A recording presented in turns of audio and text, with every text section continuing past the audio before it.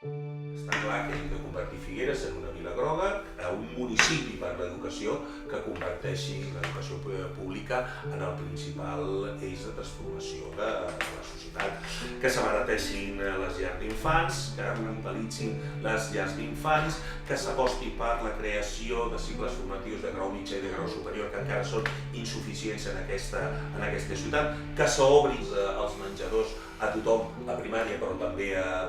a secundària, que se faci una política efectiva de beques escolars i de material i de llibres escolars per tothom que ho necessiti, que s'aporti la coordinació dels serveis socials també a les escoles i als instituts, que estan completament o pràcticament abandonats. És molt important, és bàsic de la mà de Déu, i que l'Ajuntament no tan sols aprovi mocions i que aquí se n'oblidi, sinó que encapçali, igual també els desnonaments, la lluita per una educació pública. Això és